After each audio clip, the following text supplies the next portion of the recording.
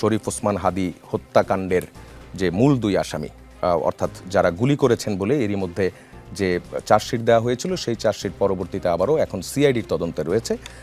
সেখানে যেই দুইজনকে প্রধান আসামি করা হয়েছে, ফয়সাল করিম এবং আলমগীর, তাদেরকে ভারত থেকে গ্রেফতার করা হয়েছে। যমুনা টেলিভিশন শুরু থেকেই এই ঘটনার যে অনুসন্ধান, সেই অনুসন্ধান করেছিল এবং কোন কোন রুট দিয়ে তারা ভারতে পালিয়েছে, ময়মনসিংহের হালুয়াঘাটের যেই রুট দিয়ে তারা গিয়েছে, সেই রুটও যমুনা টেলিভিশন উন্মোচন করেছিল। এবং সবশেষ মামলাটি সিআইডিতে তদন্তে থাকা অবস্থায় আজ আমরা জানতে পারলাম যে তাদেরকে গ্রেপ্তার করা হয়েছে এবং 14 দিনের রিমান্ডে পাঠানো হয়েছে।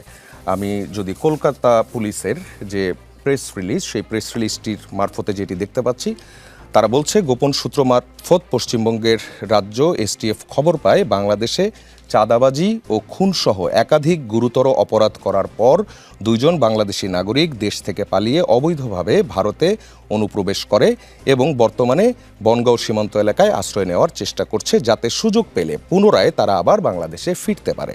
এবং সেখানে তারা তাদের দুটি ছদ্মনামও ব্যবহার করেছে। ফয়সাল যেমন তার নাম ব্যবহার করেছে, সেখানে রাহুল। আমরা একটু এই ঘটনার বিস্তারিতটা জানবো সুকান্ত চট্টোপাধ্যায়ের কাছ থেকে, যমুনা টেলিভিশনের কলকাতা প্রতিনিধি। সুকান্ত, 14 দিনের রিমান্ডে নেওয়া হয়েছে।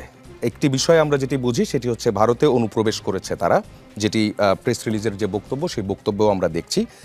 সেখানে আজ আদালতে কি কি বিষয় উপস্থাপন করা হয়েছে এবং 14 দিনের রিমান্ডে পুলিশ তাদেরকে কি জিজ্ঞাসাবাদ করবে এবং পরবর্তী বাংলাদেশে পাঠানোর যে প্রক্রিয়া, সেই প্রক্রিয়াটি সম্পর্কে আপনারা কতটুকু জেনেছেন?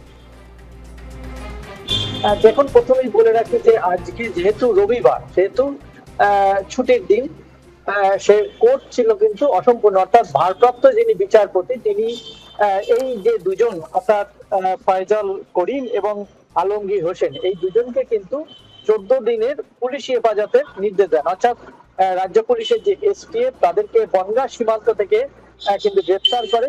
পুলিশের প্রাথমিক যে তদন্তে অনুমান যে তারা অবৈধভাবে এখানে বসবাস করছিল এবং তাদের কাছে কোনো বৈধ ভিসা বা পাসপোর্ট ছিল না, সেই কারণে কিন্তু তাদেরকে গ্রেফতার করা হয়েছে। পাশাপাশি যে এই আপনি বলছিলেন যে ফয়সাল করিম তিনি ছদ্মনাম নিয়েছিলেন রাহুল, একেবারেই ঠিক। এবং আলমগীর হোসেন তিনিও কিন্তু একটি ছদ্মনাম নিয়েছিলেন এবং অনেক দিন ধরেই কিন্তু এদেরকে পুলিশ, অর্থাৎ এসটিএফ স্পেশাল টাস্ক ফোর্স তাদেরকে ট্র্যাকিং করছিল, কিন্তু অনেক জায়গা থেকে কিন্তু তারা ধরা পড়ার সময়ও কিন্তু পালিয়ে যায় কিছুক্ষণ মুহূর্তের মধ্যে, অর্থাৎ এসটিএফ রেড করার আগে সেখান থেকে পালিয়ে যায়।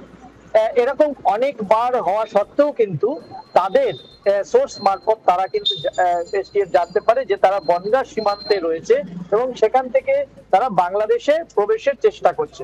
সেই মুহূর্তেই কিন্তু এসটিএফ তাদেরকে গ্রেফতার করে এবং আজকে বিধাননগর আদালতে তোলা হলে 14 দিনের পুলিশ হেফাজতের নির্দেশ দেয়।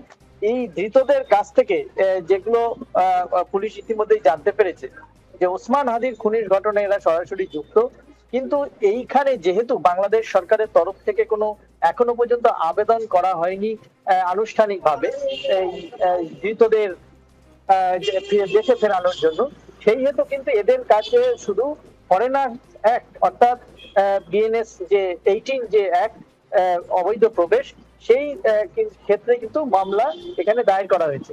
এখন কলকাতা পুলিশ তারাও কিন্তু ইতিমধ্যেই বাংলাদেশের সরকারের সঙ্গে, পররাষ্ট্র দপ্তরের সঙ্গে যোগাযোগ করেছে এবং পররাষ্ট্র দপ্তরের সূত্রে কিন্তু ঢাকার সঙ্গে ইতিমধ্যেই যোগাযোগ হয়েছে, আমরা যেটুকু শুনতে পেরেছি।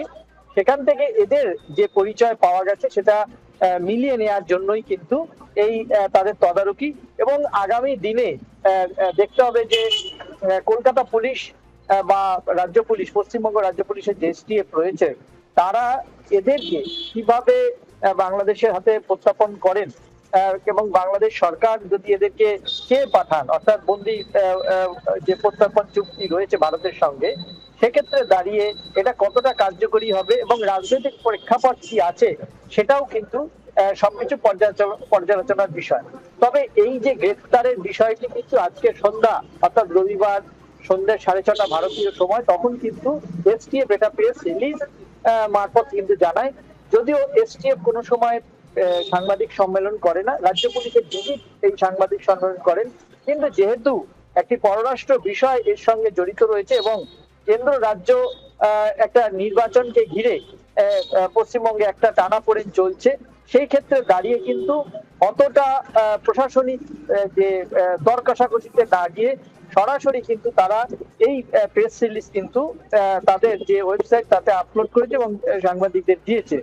এখন দেখার যে ওসমান হাদি খুনের যে এই যে দুজন যে প্রধান আসামি চিহ্নিতকরণ, তাদেরকে কিভাবে বাংলাদেশে প্রত্যার্পণ করা যায়, এর সবটাই রয়েছে কিন্তু রাজনৈতিক পর্যবেক্ষণের ওপরে।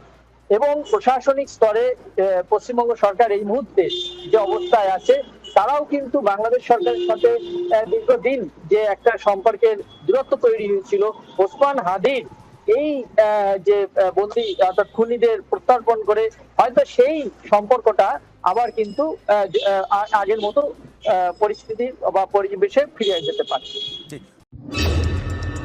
ইনকেলাব মঞ্চের আহ্বায়ক শহীদ শরীফ ওসমান বিন হাদি হত্যাকাণ্ডের প্রধান আসামি ফয়সাল করিম মাসুদ ও তার সহযোগী আলমগীর হোসেনকে গ্রেপ্তার করেছে ভারতীয় পুলিশ। ৭ মার্চ রাতে ভারতের পশ্চিমবঙ্গের বনগাঁও এলাকায় অভিযান চালিয়ে তাদেরকে গ্রেপ্তার করা হয় বলে জানিয়েছে ভারতীয় পুলিশের স্পেশাল টাস্কফোর্স এসটিএফ।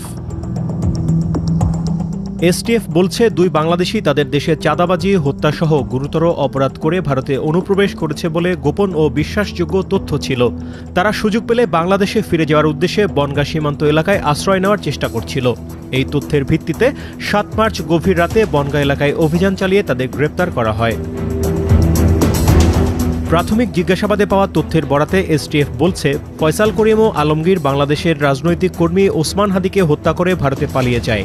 মেঘালয় সীমান্ত দিয়ে তারা অবৈধভাবে ভারতে প্রবেশ করে এবং ভারতের বিভিন্ন স্থানে ঘোরাফেরার পর বাংলাদেশে ফেরার উদ্দেশ্যে শেষ পর্যন্ত বনগাঁয়ে যায়।